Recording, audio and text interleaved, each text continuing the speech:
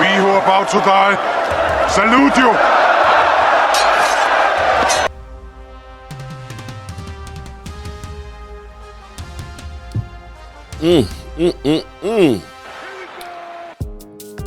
Well, good morning, good people. Mark Holmes here, of course, without Joe Boo. He's holding down the fort at the Joe Boo's man cave. But we got Bucky the Beaver here. And as always, we want to say thank you all for watching, commenting, subscribing, and being part of the Joe Boo Sports Report. Without you guys, as well as you ladies, you know that this literally does not work. Today is our birthday. Oh, shit. Oh, shit. Happy birthday to Joe Boo Sports Report. This channel originally started out as my cooking channel, but because the YouTube ended up shutting down my original channel, this became my Joe Boo Sports Report. And it has been 10 years ago that it was created. 10 years ago. And in that 10 years, over 138,000 of you have become subscribers. And we've had over 76 million views. Oh, shit. Oh, shit. I did not do that. We did that together. And let me say with a special, from my heart, thank you. Thank you, because that makes me want to work even harder. I don't know if we'll be here for another 10 years. Hell, tomorrow's not promised. But I can guarantee you this much. Each and every day, we're going to keep on busting our ass to bring you the best news on the Dallas Cowboys. Now, we've got some stuff that's going on here that I'm actually surprised to hear. And I'm sure I'll be hearing from my 49er Bang Bang gang because they got some more bad news. We already know that George Kittle is going on IR for 4 weeks, but I didn't even know that Brock Purdy was injured. But Brock Purdy will be out 2 to 5 weeks with turf toe. Oh, shit. Oh, shit. Now, I have to be real with you. I've got to be real with you. When I got to college at JMU, in high school, we played on grass. We ended up having OmniTurf, which is the precursor to field turf. OmniTurf, I remember when they redid the fields because we had fields that were like the length. The carpet was literally tearing. But the strands are about 1.25 inches thick, okay? It's plastic, it's basically like the field turf, except a little more stringy. They backfilled it with sand, which gave you the worst strawberry burns when you tackle people on it. But what they did was, it was actually asphalt up underneath of it and then like a hard rubber mat. And so when you pound it on the turf, it's hard. It's really hard. And it's one of the reasons why you end up getting so many injuries because there's no give in the turf. And I had never heard of turf toe. And it's like, turf toe? Oh, you hurt your toe? Oh, poor baby, you hurt your toe. Until I got freaking turf toe. And if you've ever jammed your finger, that's what turf toe is like.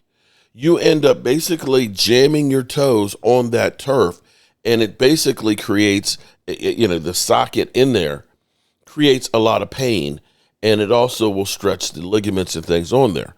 And the problem with this is every time you take a step, it hurts like hell. And the problem is you can't push off. So turf toe is actually one of those really bad things that there's not a whole lot you can do. You can shoot it up so you can get rid of the pain, but you still have the weakness and things in there. So this is another blow to San Francisco. Now, us on the other hand, because I know 49er fans, because immediately I talked about George Kittle, and it's not that I am not trying to say, yay, Brock Purdy's hot, no, or George Kittle. No, that's not the case. What you have to understand is the NFL is a war of attrition, and game lines change because players get missed. Seasons get upended because you lose players. We lost Dak Prescott last year. We had the second most amount of games lost due to injuries, and it derailed the season. It's still part of the game that you have to talk about. So San Francisco definitely has another blow. I'm not sure who's the backup. Who's the backup for? I don't even know who the backup is. So That's a tough blow for San Francisco. We, on the other hand, we've got a tough blow ourselves, which is Deron Bland is going to be missing several weeks. Now, this goes back let's go back to what we were talking about before of Stephon Gilmore, where I look at it and say, maybe Stephon Gilmore. But there are other D-backs out there that you may want to look at that may be a little bit more cost-effective and things like that. Now, we do have an update on the Clowney situation. Now, maybe things have changed for the Dallas Cowboys because typically the Cowboys, when they want you, you don't get out of town. They do not let you get out of town without a contract. Well, this may be a little bit different of a case. The Jadeveon Clowney, and I know I mispronounced his name, but I'm a name butcher. That's what I do. Okay? If you're here for perfect pronunciation and perfect grammar, then go someplace else because you're not going to get it here. Okay? You get real. Okay? You get an old guy who turns 60 next month, who's got a scruffy beard, nappy hair, and everything else that just rolled out of bed to give you the news. That's what we are. It's not fake. It's real life. Allegedly, the Cowboys are still talking with Clowney. And today's conversation will be about money. Oh, shit! Oh, shit! Yeah, money. So we'll see if the money situation gets worked out. And I think that might end up being a good thing. Okay? I think it would be a good thing to get it worked out, to put another veteran in here. Now, I did see this morning Mike Fisher, and shout out to Mike Fisher. Mike Fisher, one of the originals in here and things, and we can learn a lot from Mike Fisher. He was talking about, and I have not watched the film. I've been kind of busy and things, got a lot of stuff going on. We got the Red Brick House next week with the state meeting about getting it put on the National Registry and stuff, and got a job I'm taking care of, remodeling a bathroom and things. I haven't gone back through and actually watched the game film. But he was pointing out, and this is where I say, and I learned in college, that everybody, of course, has an assignment on the field, has a spot to cover.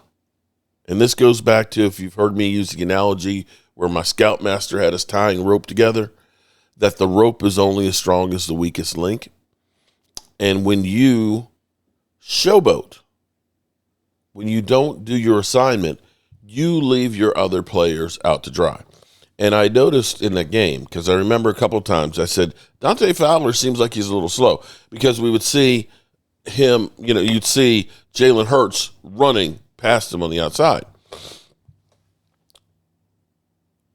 A lot of times you see something or you try and make a move. And this is where Micah Parsons could do it and get away with it because he's so fast. Okay? Let's say I'm the nose guard. Okay? My gap is the one gap right here. Okay? They shade me a little bit to the right. Okay? Shading meaning, you're straight up. Shading means you're a little bit, you're basically on one eye. You're shaded over. This is your gap assignment. Okay, there are many gaps out there, but this one is mine. The problem is if you decide and say, oh, I can beat that guy across his face and get over here on that side, you go ahead and do that move. Now, nobody has that spot. That's a crease. And if it's Gale Sayers, he said he only needs 16 inches of daylight, and he's gone. If I do that, then that means there's a spot right here to go. So if I'm an edge rusher and my assignment is outside contain, and outside contain means nothing gets past me. I get upfield, and if somebody's coming, I'm trying to run them out of bounds. Nothing goes past me up the field. That Dante Fowler is taking an inside rush, and he's leaving his assignment out here. He should be taking an outside rush. But he's thinking, I can cross the guy's face, and I can get upfield and get Jalen Hurts, which is a possibility. But the problem is the tackle can turn into him, wheel his hips, and now the quarterback's got a lane, and you don't need to have much of a lane for Jalen Hurts. That some of the problems on our defense and Jalen Hurts having the big game was because guys weren't disciplined to their assignment. And that could be. And a lot of that happens because we're a new defense. We just came back from Washington. First game we played together. You got the excitement of everything else and your adrenaline's pumping and you forget your assignment. Those things are things that can be worked on that you will get better. And this is where you say the first month of football is really preseason. It's when you start figuring out who can really play. Vision of loveliness there going down the steps with their JMU shirt on. Who can play? Who needs to be, getting more reps? Who needs to be coached up more? And you start then getting yourself into a groove. So the question here is, we've got some questions and stuff because I think people are trying to make stuff bigger than what it may be, okay? And a lot of people have been talking about, where George Pitkens, where he didn't lay out on a block and stuff for people, and people are saying, he left his players out to dry, or he didn't get enough throws to him, and he's going to, he's locker room cancer, and he's going to explode and everything else. I think people are making things up that may not necessarily be there. Just may. And so we've got the talking heads going through about, the Cowboys got to get George Pickens more involved and stuff. But it may be a case of, and this is where the players understand more, it may be a place where it's just a mismatch. It's easy money. It's easy money going against that guy, okay? That guy is open every single time. The guy that's covering you, he's got you locked down. So we're going to use you as a decoy this week. And those things are going to change. And for those who are out there saying, he only had 30 yards worth of receptions. Do you remember CeeDee Lamb's record-breaking season where he broke all the Cowboys' receiving yard records? If you'll remember about the first 4 games or so, he was under like 50 yards a game.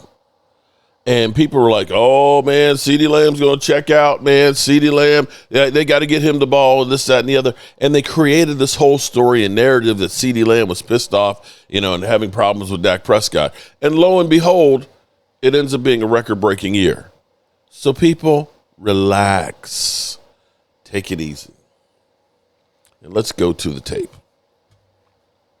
Finally, we've got George Pickens, who in week 1 didn't get much done against Philadelphia. We kept talking about how he's going to go up against the other corner, and we didn't see it. What's he going to do against the Giants? I don't want to go 0-3 here, so I'm going to say George Pickens is going to go off, and he needs to. He needs to be more disciplined. He needs to be an outlet for Dak Prescott. He has to be able to be a guy that isn't just a go-ball merchant. You got to block. You got to have the details in every single route you run. That's the only way to truly take the pressure off of CeeDee Lamb, and I think he will do it against the New York Giants. I want to get more deeply into that with Orlovsky has a tape of it because there was some concern about what we did and didn't see from George Pickens in week 1. What did you see? Not enough effort and not enough commitment to the team. For me, it's, do you want to be a part of this team and the future of this organization or not?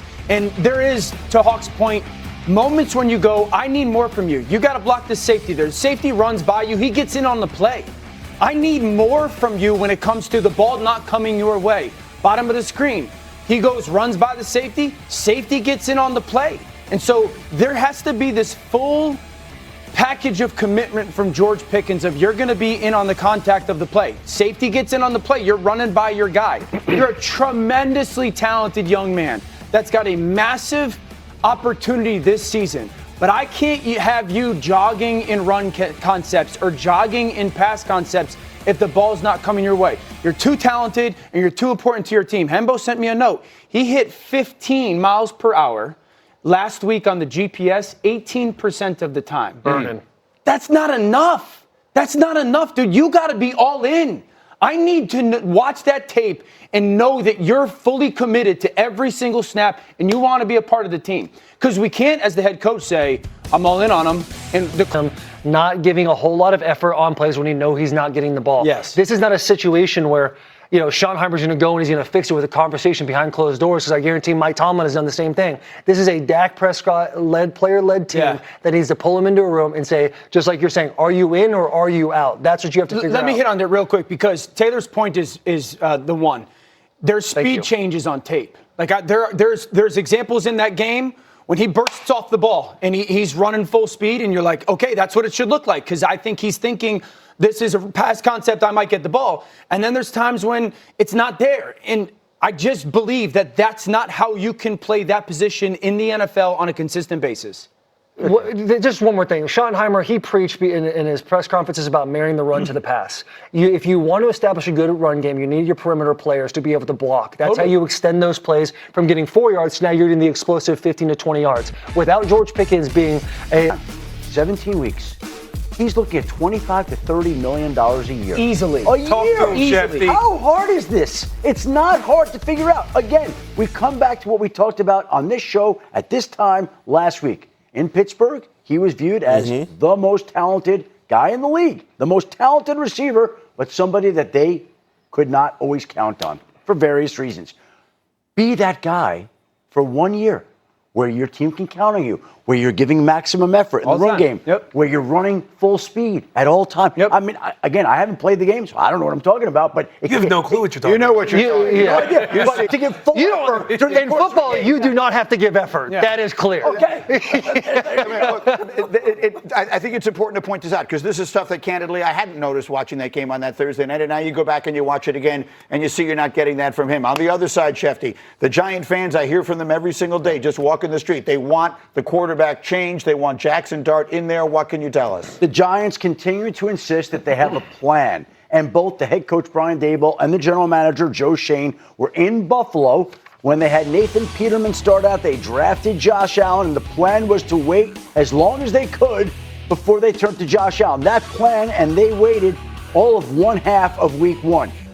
After this first loss, Brian Daboll did not initially commit to Russell Wilson. So now we have the situation where for every game they lose, for every time Russell Wilson throws an incomplete pass, these questions are going to come up. The fans want Jackson Dart. They're going to get him at some point. We don't know whether it's going to be at halftime of this game or after week 2, but at some point when there's another loss or two and Russell's struggling, Jackson Dart is coming. If it looks the same way at halftime, they'll have no choice. Jackson Dart will be coming out as the starting quarterback. They'll have no choice. Now, I don't like it because I don't want to put him behind that offensive line. Yes. But does the quarterback's athleticism mask some of the offensive line issues? Can you do some more stuff with them to help the offensive line? But if it looks the same way, he'll be coming out in the second half. All right, I have to leave it there for the moment. We're up against the bottom of an hour. We'll talk much more. Okay, there we go. So, will we be facing Jackson Dart at some point? You know, some people have said that this would end up being, possibly the Cowboys retiring Russell Wilson. I don't know if that's going to be the case or not, but we'll have to wait and see. Tonight, we have, of course, the Commanders with the left hand up going against the Green Bay Packers in what's going to be a definite big game. We'll see Micah Parsons and things, who, of course, is going against his mentor, Dan Quinn, and ready to show off on Thursday night. Funny. Is Micah Parsons' podcast now dead now that he's gone from Dallas? Sure didn't see it this week. Alrighty, good people. As always, we appreciate you, and we will see you soon. This is not us making this up. This is actual reporting of Jerry Jones talking about being a general manager. I've done it all, okay? So I have an inordinate amount of confidence that, if anybody can figure out how to get this shit done, I can figure out how to get it done, John said. I've been there every which way from Sunday. And have I busted my ass a bunch? A bunch. And there's nobody living that out cutting and out shooting that can give you a bunch of times they busted their ass. So hell no. There's nobody that could fucking come in here and do all the contracts and be a GM any better than I can. Now, Jerry, congrats on talking your shit. Yeah, that was unbelievable. Think about the decades and decades of the people and fans saying Jerry needs to get his hands out of the team's business. Ever since Jerry has started running things, we haven't been good. He got rid rid of Jimmy. You got rid of Jimmy, and then nobody's able to check Jerry. And Jerry's just got his little fingers and everything. He's making decisions. He's drafting from the yacht. He's cutting people. He's negotiating deals. He's calling plays sometimes. Shit, he will get out there and throw the ball himself if he wants to. That's what people say. That's why the Cowboys haven't been good. So if this is a new interview or if this is Clarence Hill Jr. writing about something that happened back in the day, it's like, shout out to Jerry Jones just finally telling everybody, hey, eat shit. Just want to let you know that.